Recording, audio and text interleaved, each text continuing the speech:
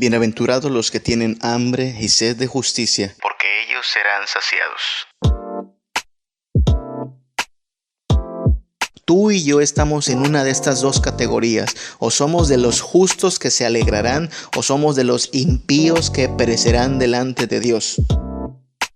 No solo de pan vivirá el hombre, mas de todo lo que sale de la boca del Señor vivirá el hombre.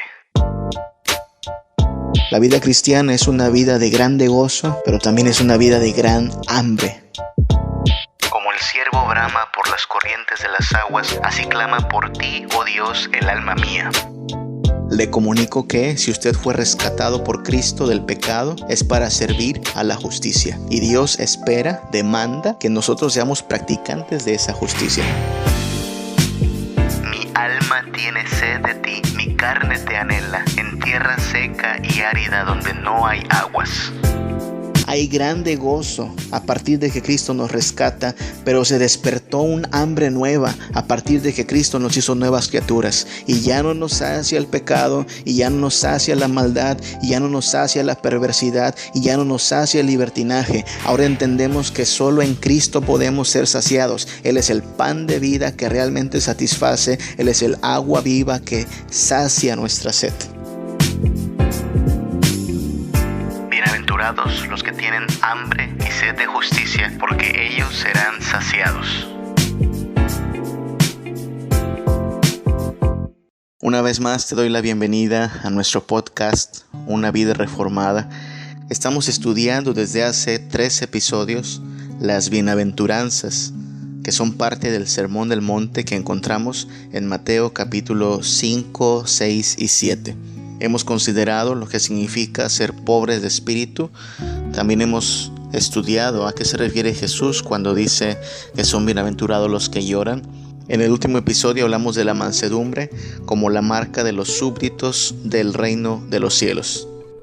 Hoy vamos a considerar las palabras de Mateo capítulo 5 versículo 6. Bienaventurados los que tienen hambre y sed de justicia, porque solo ellos serán saciados. Quizá no hay nada tan básico a la experiencia humana como el tener hambre y sed.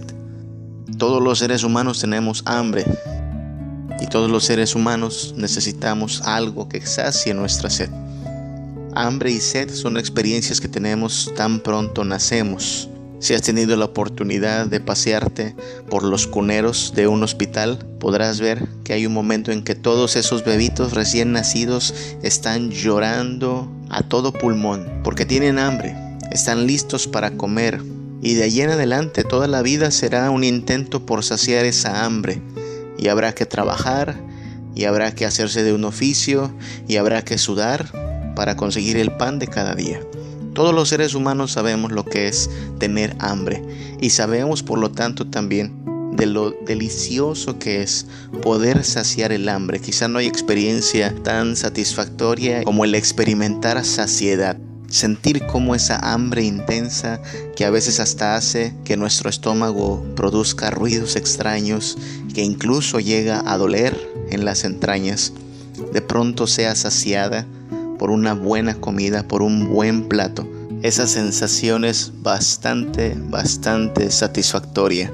Y por eso es triste y es lamentable que alguien tenga hambre y que no encuentre con qué saciarse.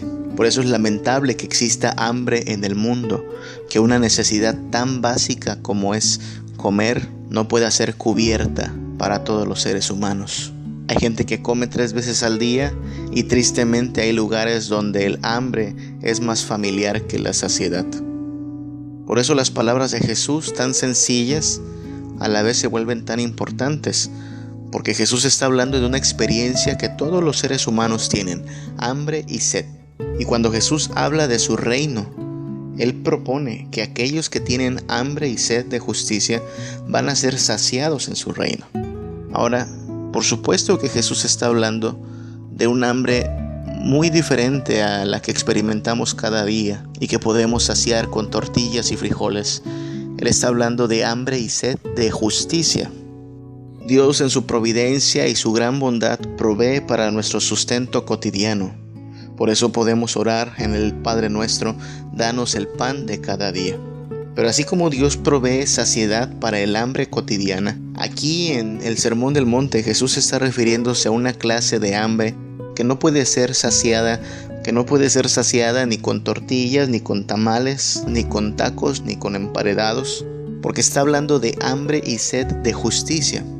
Aquellos que van a entrar al reino de los cielos tienen esta clase de hambre, y Cristo propone que esta clase de hambre solo es saciada en su reino. De eso hablaremos en los siguientes minutos. Antes de avanzar, tenemos que preguntarnos entonces, ¿qué es la justicia? Porque si los súbditos de Cristo tienen hambre y sed de justicia, necesitamos saber, pues eso con qué se come, ¿no? ¿Qué es la justicia? Y bueno, tú puedes hacer una búsqueda de esa palabra a lo largo de toda la Biblia y tendrás un panorama bastante amplio de lo que Jesús está diciendo en este pasaje. Pero vamos a resumirlo de la siguiente manera. La justicia es, primero que nada, un atributo divino. Dios es justo. Dios es la fuente y la medida de la justicia. Dice Deuteronomio 32, versículos del 4 al 5, que Él es la roca cuya obra es perfecta, porque todos sus caminos son rectitud. Dios de verdad y sin ninguna iniquidad en Él. Él es justo y recto. Esa es la clase del Dios al que adoramos. Él es perfecto, todo en Él es rectitud, todo en Él es verdad, no hay iniquidad en Él. Dice el versículo 5, la corrupción no es suya, de sus hijos es la mancha, generación torcida y perversa. Ya este versículo está estableciendo un contraste entre Dios y su pueblo. Quizás su pueblo sí está manchado. Su pueblo tiene una naturaleza torcida y perversa a causa del pecado. Hablaremos de eso en un momento. Pero Él no tiene nada que ver con la corrupción. Él no tiene nada que ver con la injusticia. Dice el versículo 5 de Deuteronomio 32, la corrupción no es cosa suya. Por eso hay que tener cuidado cuando alguien promete que por fin va a acabar con la corrupción. Acabar con la corrupción no es tan sencillo como suena, porque es parte de la naturaleza humana. Claro que es un buen deseo. Todos quisiéramos ver la corrupción frenada, todos quisiéramos que se acabe la tranza, que termine la impunidad, que se le ponga un límite a tanta injusticia. Pero es que no es de los hombres el ser justos por naturaleza. De Dios sí. La justicia es un atributo divino. Solo Él es perfectamente santo, solo Él es totalmente recto, solo Él carece de iniquidad. No hay nada de lo que se pueda acusar a Dios, porque Él es todo justicia. Cuando hablamos de justicia, entonces hablamos de un atributo que pertenece esencialmente a Dios. Pero asimismo, hablamos de un atributo que Dios comunica al hombre, que Dios comparte al hombre. Si tú haces un estudio de los atributos de Dios, te darás cuenta que la justicia es uno de los atributos considerados comunicables. Es decir, que Dios los comparte en cierta medida con su criatura. Y en esa medida es en la que consideramos que nosotros los hombres somos responsables de hacer lo justo. La justicia es este atributo de Dios, pero es un atributo que Dios comparte al ser humano. Es la razón por la cual tenemos una conciencia que nos ayuda a discernir el bien del mal. Es la razón por la cual cuando vemos un asesinato decimos eso no es justo. Es la razón por la cual cuando vemos que al pobre se le despoja de lo poco que tiene, nuestra reacción es de malestar porque decimos eso no es justo. Es la razón por la cual esperamos que el ladrón, el violador, el asesino tengan un castigo por su proceder, porque tenemos ese sentido de justicia. El problema está en que cada vez más el ser humano apaga ese interruptor que es la conciencia y termina llamándole a lo bueno malo y termina llamándole a lo malo bueno, y es así como nos topamos con una humanidad tan perdida porque ya no sabe discernir el bien del mal, o porque tuerce el sentido de lo que es justo y verdadero. Pero es Dios quien comparte su justicia al hombre, por su gracia, por su misericordia. Hasta que Dios no nos ayude con este problema, todos nosotros carecemos de justicia. No hay justicia por naturaleza. Dice el Salmo 14, versículo 3, que no hay quien haga lo bueno, no hay ni siquiera uno. Es decir, no hay una persona que sea tan íntegra, que siempre haga lo bueno y nunca cometa impiedad alguna. Y son las mismas palabras de Romanos capítulo 3 del versículo 10 al 12. No hay justo ni aun uno, no hay quien entienda, no hay quien busque a Dios. Todos se desviaron, a una se hicieron inútiles. No hay quien haga lo bueno, no hay ni siquiera uno. Nuevamente, solo Dios es justo. El ser humano en su estado caído no es más que perverso, corrupto y engañoso. Y si de alguna manera vamos a saber lo que es la justicia y poder practicarla, será hasta que Dios nos conceda el entendimiento y la capacidad de poder ejercer esa justicia. Y ahí es donde hablamos de justicia imputada. Perdón que estemos ocupando hoy tantos términos técnicos, pero el tema de la justicia lo requiere. Hablamos de justicia imputada, ya que el ser humano tras la caída se volvió corrupto, necesita que Dios le imparta su justicia. Si Dios no le ayuda con esta falta de justicia, el hombre será siempre perverso y corrupto. Y por eso hablamos de la justicia que viene a nosotros de parte de Dios como justicia imputada. No es nuestra, pero se nos atribuye, se nos imputa, se nos otorga. Y se nos otorga por medio de Cristo.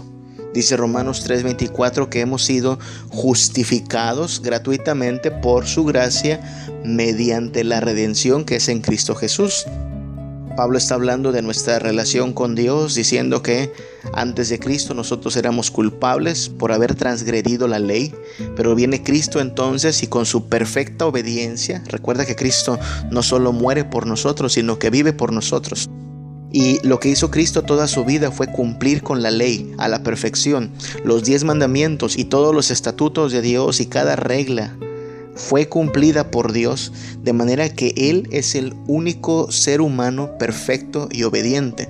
Y lo que hace Cristo a nuestro favor es no solo morir en nuestro lugar, sino atribuirnos a nosotros esa justicia perfecta.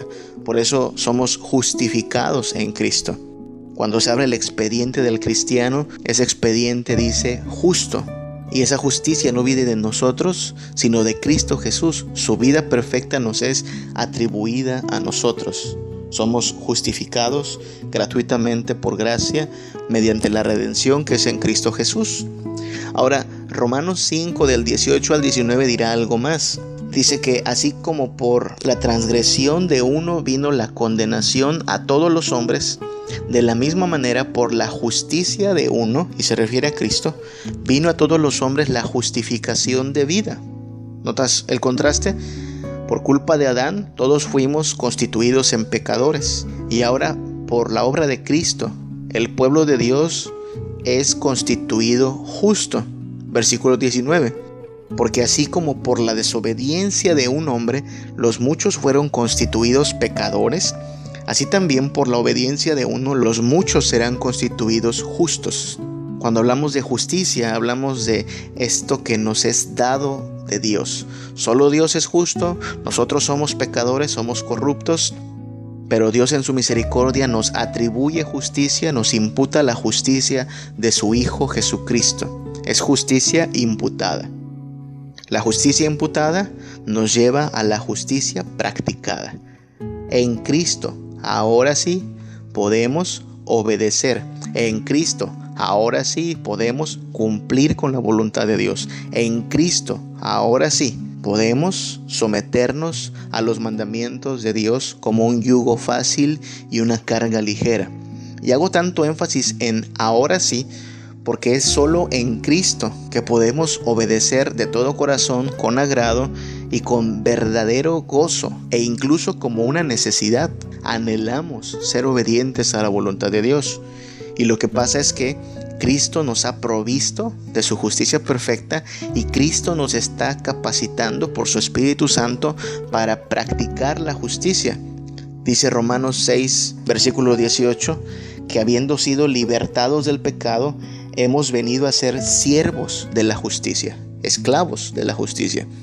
Antes éramos esclavos del pecado y solo nos deleitábamos en la maldad y solo nos revolcábamos en la impiedad, pero Cristo viene, nos imputa la justicia de su Hijo Jesús y a partir de ahí nos ayuda a practicar la justicia, porque ahora somos siervos de esa justicia.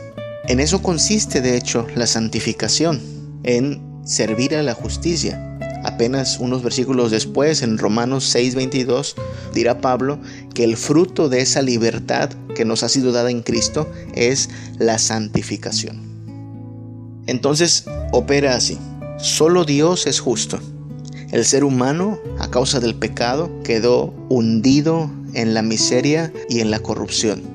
Pero ahora en Cristo, Dios nos otorga justicia. Dios nos otorga la justicia que nos libra de la ira y nos capacita para practicar la justicia, que es en lo que consiste la santificación.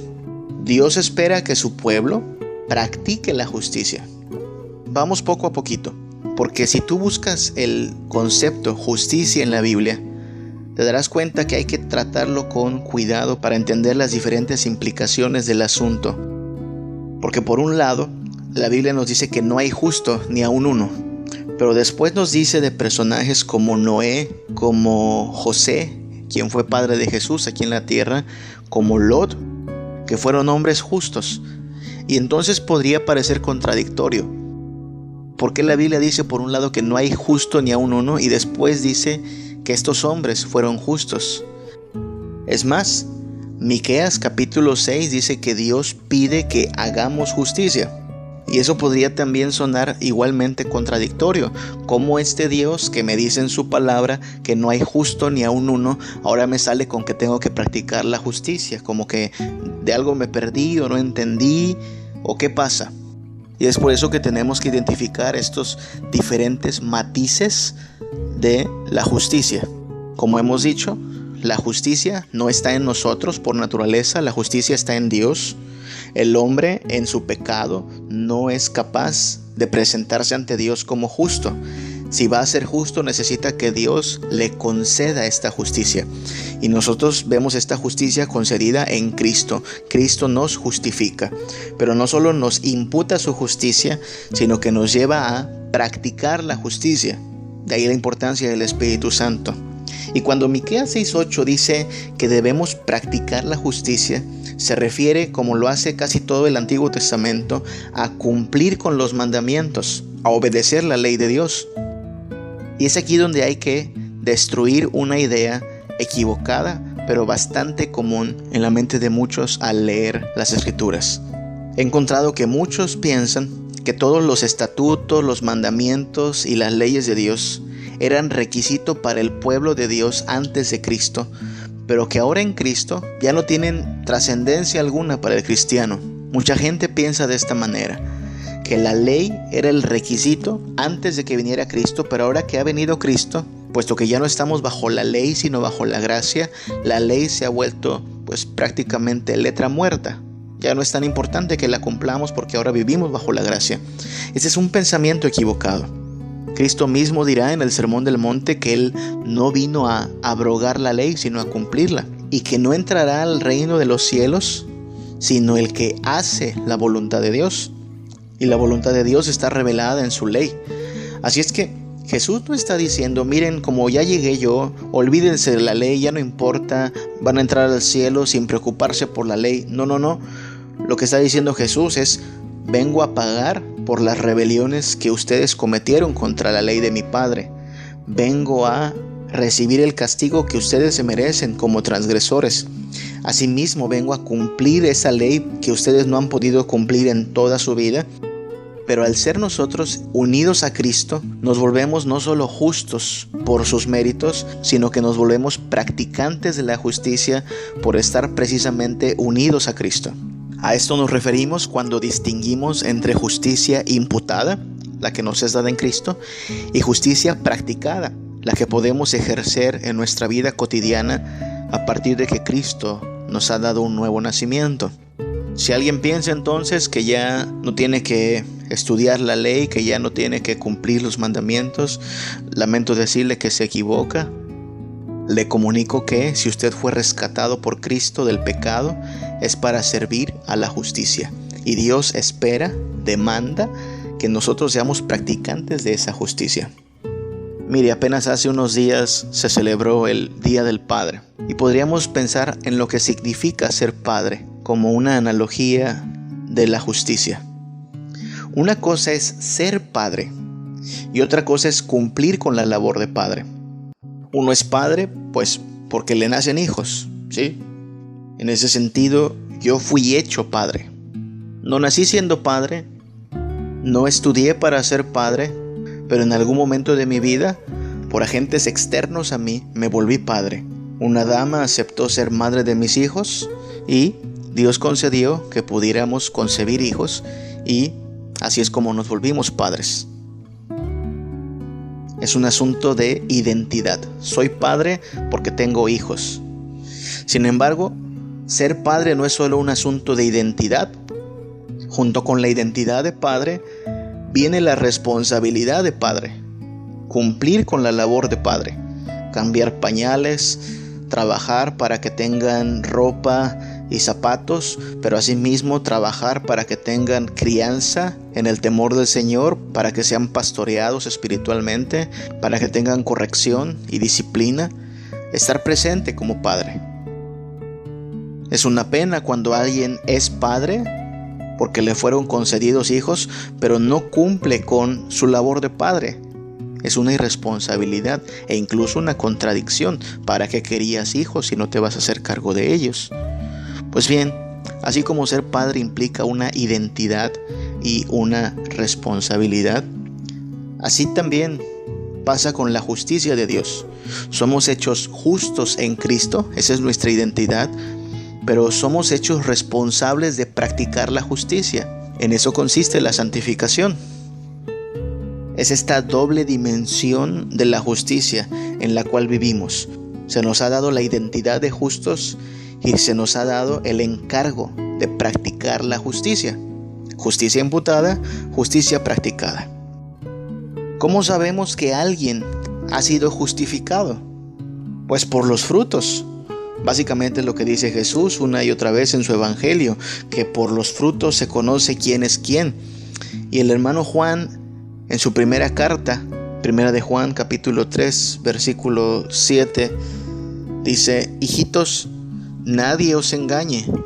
El que hace justicia es justo, como Él es justo. Así es que más o menos se puede ver la relación que hay entre la justicia imputada y la justicia practicada. Solo aquellos que practican la justicia están dando evidencia de que les ha sido imputada la justicia de Cristo. Cuando Dios habla de justicia, habla de cumplir su voluntad. Insisto que ha habido mucho malentendido respecto a la obediencia. Muchas personas piensan que, amparados por la gracia, se vuelve innecesario preocuparnos por la obediencia. E incluso cualquier llamado a la obediencia, al sometimiento a la ley y los mandamientos de Dios, les suena como a legalismo. Si alguien no entiende de lo que estamos hablando, podría acusarme: ese pastor Samuel se ha vuelto legalista, habla mucho de obedecer la ley, habla mucho de cumplir la voluntad de Dios. Y no estamos hablando desde el pensamiento legalista cuando decimos que debes cumplir con la voluntad de Dios. De hecho, estamos hablando desde el pensamiento bíblico. Afirmamos que somos salvos por gracia, por medio de la fe, no por obras, para que nadie se gloríe. Pero asimismo afirmamos que somos nuevas criaturas en Cristo, creados para buenas obras. Sostenemos como Pablo que somos salvos solo por gracia, por medio de la fe, pero sostenemos también, como lo hace Santiago, que la fe sin obras es muerta, que la evidencia de la justificación dada por Cristo será la práctica de la justicia en la vida cotidiana. Y por eso todos los pasajes que en el Antiguo Testamento reclaman que el pueblo de Dios obedezca a su Señor siguen vigentes. Levítico 18:4 dice: mis ordenanzas pondréis por obra y mis estatutos guardaréis andando en ellos, yo Jehová vuestro Dios. Este versículo no ha quedado abrogado por el Evangelio. El cristiano está llamado a poner las ordenanzas de Dios por obra y guardar sus estatutos. Levítico 19:37 igualmente dice: guardad pues todos mis estatutos y todas mis ordenanzas y ponedlos por obra, yo Jehová.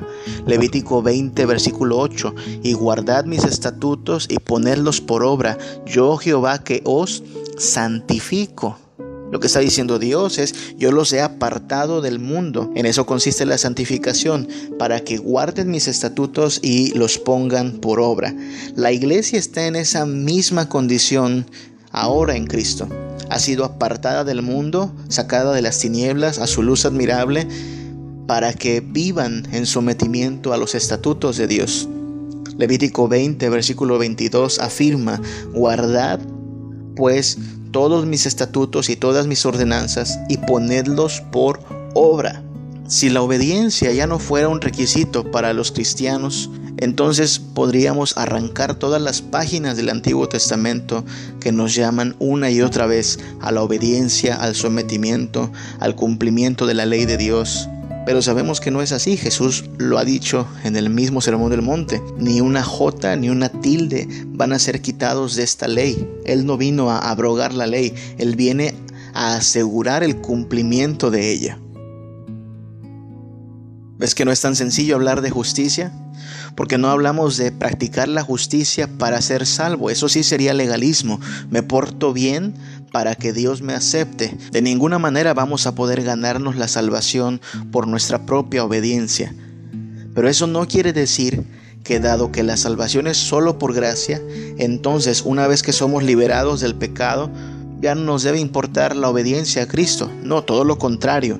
Ahora somos siervos de la justicia y ahora más que nunca la obediencia es la evidencia de que hemos sido salvos. Este último pasaje que cité, Levítico 20:22, dice: guardad pues todos mis estatutos y todas mis ordenanzas y ponedlos por obra.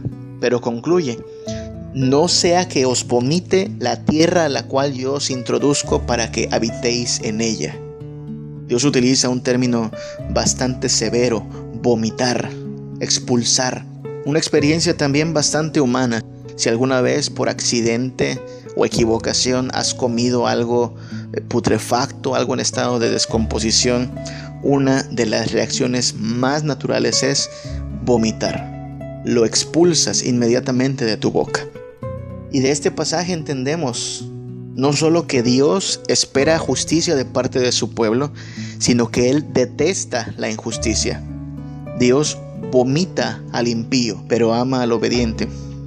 Así como Dios se complace en la obediencia, la desobediencia le causa repugnancia. La justicia le complace, pero la injusticia le causa ganas de vomitar. De ahí que no hay puntos neutros, no hay puntos medios.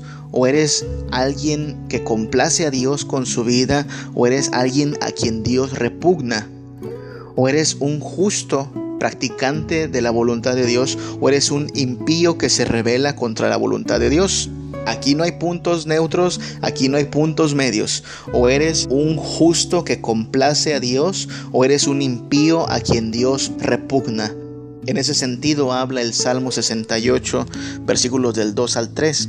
Dice que como es lanzado el humo, el Señor lanzará a sus enemigos. Como se derrite la cera delante del fuego, así perecerán los impíos delante de Jehová. Los impíos perecerán. Versículo 3. Mas los justos se alegrarán, se gozarán delante de Dios y saltarán de alegría. Este salmo establece un contraste entre los justos y los impíos. Tú y yo estamos en una de estas dos categorías. O somos de los justos que se alegrarán, o somos de los impíos que perecerán delante de Dios. Y si lees el versículo 1 y lo complementamos con esta idea, queda claro que los impíos son considerados enemigos de Dios. Y no son víctimas, son aborrecedores de Dios. Levántese Dios y sean esparcidos todos sus enemigos y huyan de su presencia los que le aborrecen. No solo Dios aborrece al impío, sino que el impío aborrece a Dios. No es una víctima. Con todo su corazón, con todas sus fuerzas, con toda su alma, aborrece a Dios. Ese es el problema en el cual se encuentra el ser humano.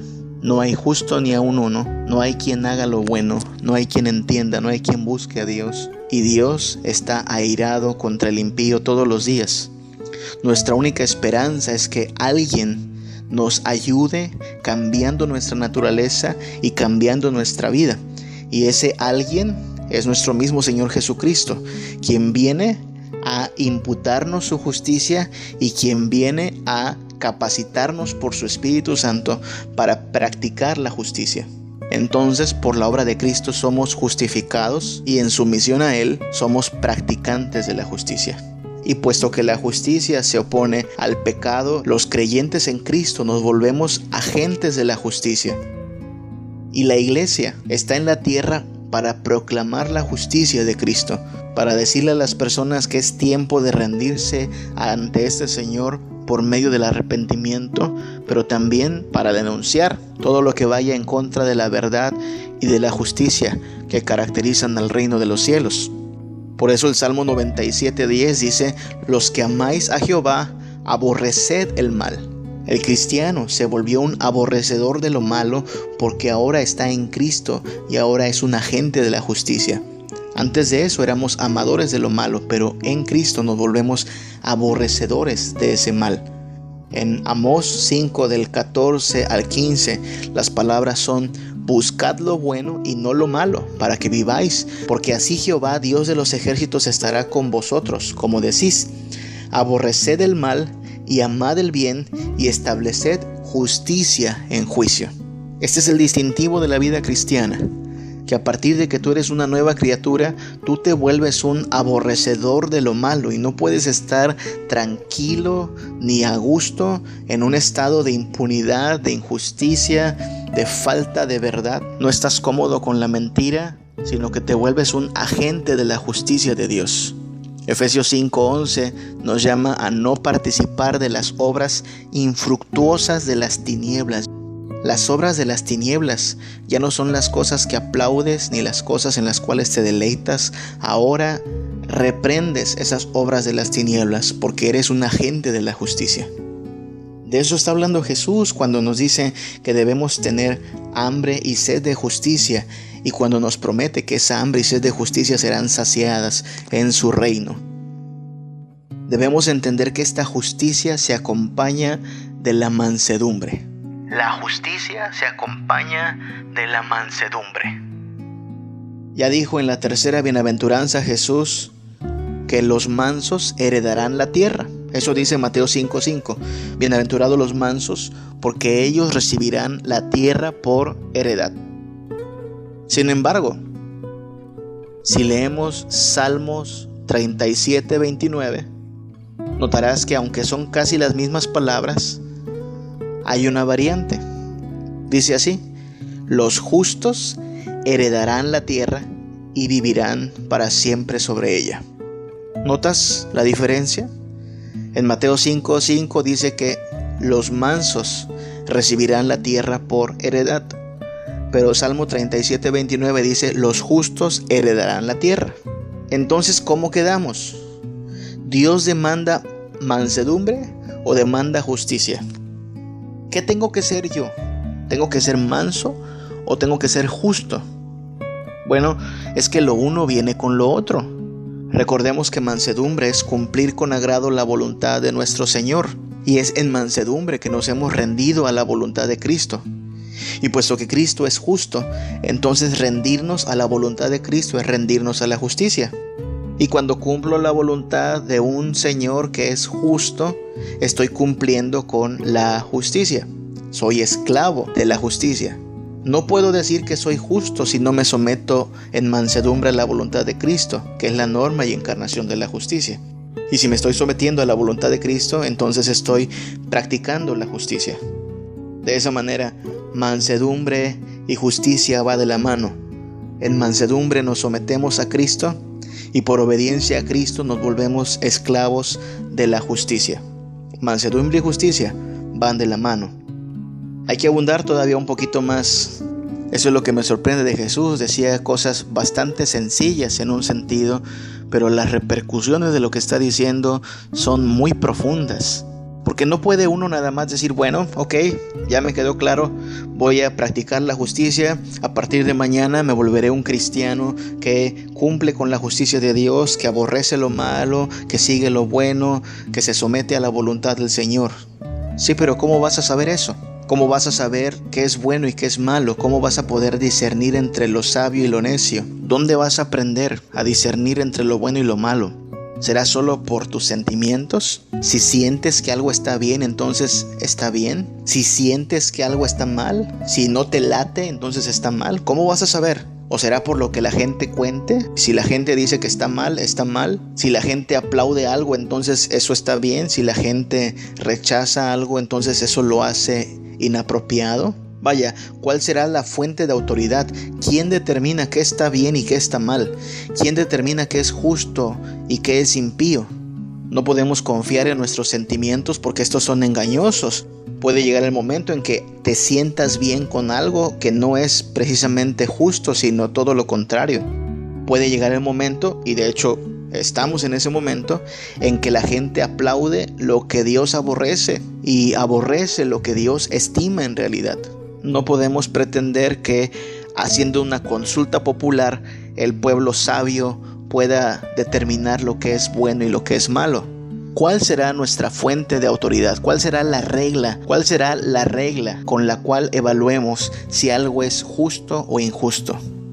Y es aquí donde tenemos que ver la relación que guarda la justicia con la palabra de Dios. Porque no podemos saber la diferencia entre la justicia y la impiedad, sino por la palabra de Dios. La justicia se conoce por la palabra de Dios. La justicia viene de la mano con la mansedumbre, pero esta mansedumbre necesita una norma. Necesitamos saber cuál es la voluntad de nuestro Señor, qué dice, qué ordena, qué prohíbe, qué manda. Y por eso es importante entender que la justicia se conoce por la palabra de Dios. El hambre y la sed de justicia tiene profunda relación con el hambre de la palabra. Usted y yo no podemos ser practicantes de la justicia si no somos conocedores de la palabra de Dios. Porque para practicar la justicia necesitamos tener una norma accesible y confiable de ella. Y la voluntad de Dios, sabemos que es esa norma confiable, es su palabra. En ella está declarado lo que es justo. Su voluntad es agradable y perfecta, sus mandamientos son todos justos. Así es que en la medida en que nosotros conozcamos la palabra de Dios, estaremos capacitados para practicar la justicia. Tener hambre y sed de justicia requiere tener hambre de la palabra de Dios. Sin la palabra de Dios no podemos vivir en justicia. Sin la palabra de Dios no tenemos un referente claro de qué es lo que Dios ama y qué es lo que Dios aborrece. Mira, los reyes en el pueblo de Israel, los reyes tenían la responsabilidad de ejercer justicia en el pueblo de Dios. Pero esta justicia no provenía de una constitución o de un parlamento. Esta justicia provenía de la ley de Dios. Y Dios ordenó algo muy particular para los reyes de su pueblo. En Deuteronomio capítulo 17, versículos del 18 al 19, esta es la ley general para todo rey de Israel.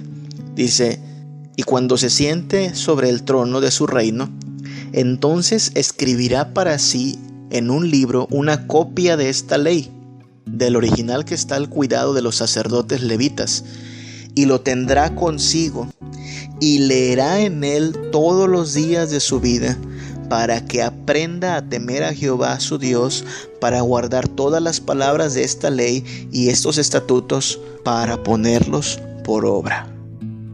Qué importante es entender esto. Un rey se iba a sentar en el trono de Israel no para cumplir sus caprichos, no para hacer su voluntad, sino para asegurarse de que se cumpla la ley de Dios sobre su pueblo. Y se le ordena a este rey que se haga una copia de la ley de Dios y que medite en ella todos los días de su vida para que aprenda a vivir bajo los estatutos de Dios. Eso es lo que se esperaba de un rey. Y es lo que esperamos incluso de nuestras autoridades en la actualidad. Esperamos que la autoridad castigue al criminal y deje en paz al inocente. Tristemente tenemos gobiernos donde al inocente se le extorsiona y al criminal se le perdona. Todos anhelamos un estado de derecho. Todos soñamos con el fin de la corrupción, del crimen, del fraude, de la extorsión, de la tranza y de tanta impunidad. Y en Israel eso era posible siempre y cuando la ley de Dios imperara desde el que está en la cúspide del poder hasta los súbditos. Conocer la ley de Dios era el camino al cumplimiento de la justicia. Y si eso aplica para Israel, aplica para nosotros también. ¿Quieres vivir en justicia? ¿Quieres vivir en santidad? Será imposible si no meditas en la ley de Dios. Será imposible si no conoces la palabra de nuestro Señor. El hambre y la sed de justicia de la que Jesús está hablando viene siempre acompañada del hambre de la palabra. Si no hay hambre de la palabra, no podrás vivir en justicia, no podrás discernir entre el bien y el mal. Necesitamos crecer en la palabra del Señor. Jesús está hablando de hambre y sed. Hambre y sed son experiencias naturales. Hambre y sed son experiencias de cada día de nuestra vida. Vamos a cerrar con esa idea. La justicia se acompaña de la mansedumbre. Ser manso es ser siervo de la justicia. La justicia requiere de hambre de la palabra de Dios. Si no crecemos en la palabra, no podremos ser practicantes de la justicia.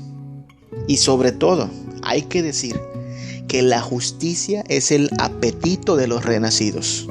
La justicia es el apetito de los renacidos. Jesús está diciendo: bienaventurados los que tienen hambre y sed de justicia, porque ellos serán saciados. Otra vez, el hambre y la sed son experiencias naturales. No aprendemos a tener hambre, simplemente tenemos hambre.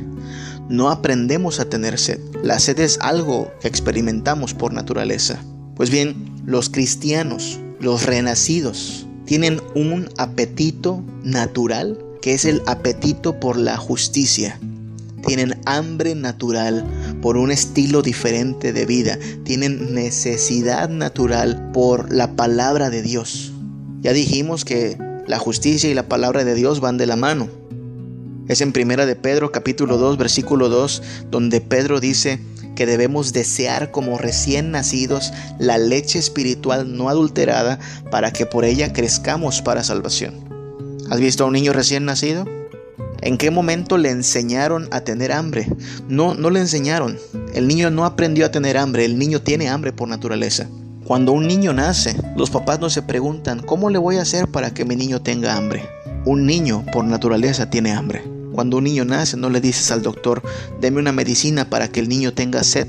No la necesita. El niño tendrá sed por naturaleza. Es lo más natural que un niño tenga hambre y sed. De hecho, lo contrario es lo preocupante. Cuando tu niño no tiene hambre, cuando tu niño no tiene sed, algo anda mal, algo no está funcionando bien. Lo mismo ocurre en la vida cristiana. Un cristiano, un renacido de Dios, tiene hambre de la palabra y tiene hambre de la justicia. Tiene una clase de sed que no puede ser saciada con nada en esta tierra. Tiene una clase de hambre que no puede ser satisfecha con nada de este mundo. Y es en este apetito que busca santificarse a Cristo, que busca someterse a la ley de Dios. Los cristianos tienen un hambre natural por la palabra de Dios y por la justicia del reino de los cielos. El Salmo capítulo 1 versículo 2 llama bienaventurado a aquel que tiene puesta en la ley de Jehová su delicia. La ley de Jehová es su delicia, es lo que le sacia, es lo que se le antoja, es en lo que se goza. Si tú eres un cristiano, si tú has nacido de nuevo, si has experimentado, si has recibido la justificación por gracia, por medio de la fe, y estás experimentando el poder transformador del Espíritu Santo en tu vida, tú experimentas hambre. Y es la clase de hambre espiritual que solo puede ser saciada en Cristo, en su palabra y en obediencia a su voluntad. La ley de Jehová, que antes era repugnante para ti, se ha convertido en tu delicia. Y por eso quieres meditar en ella. no esporádicamente, sino de día y de noche. Es lo que dice el Salmo 1, versículo 2. En la ley del Señor medita de día y de noche. Así como comemos de día y de noche, así también experimentamos hambre por la justicia y por la palabra de Dios de día y de noche. Hablamos no de la clase de hambre que es saciada en términos terrenales, porque según Deuteronomio 8:3, no solo de pan vivirá el hombre, sino de todo lo que sale de la boca de Jehová vivirá el hombre. ¿Qué es la vida cristiana? La vida cristiana es una vida de grande gozo, pero también es una vida de gran hambre. El cristiano tiene grande gozo porque su gran deuda ha sido saldada, porque su gran pecado ha sido perdonado, porque la terrible ira de Dios ha sido descargada sobre un sustituto perfecto, porque el terrible mal del sepulcro ha sido abolido en la resurrección de Cristo. Hay grande gozo por el Evangelio, pero también junto con el grande gozo vino una gran hambre. Como niños recién nacidos clamamos ser saciados de algo que en este mundo no hay. Como dice el Salmo 42, versículo 1, como el ciervo brama por las corrientes de las aguas, así clama por ti, oh Dios, el alma mía. Tal como un ciervo sediento busca agua, así nosotros buscamos a Cristo, clamando por Él, desesperados por Él.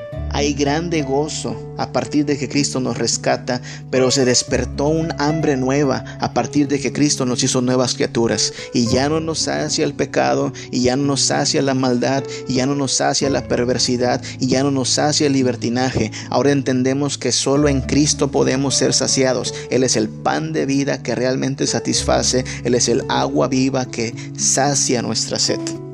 En ese mismo sentido habla el Salmo 63, versículo 1. Dios, Dios mío, eres tú, de madrugada te buscaré. Mi alma tiene sed de ti, mi carne te anhela, en tierra seca y árida donde no hay aguas. ¿Te das cuenta?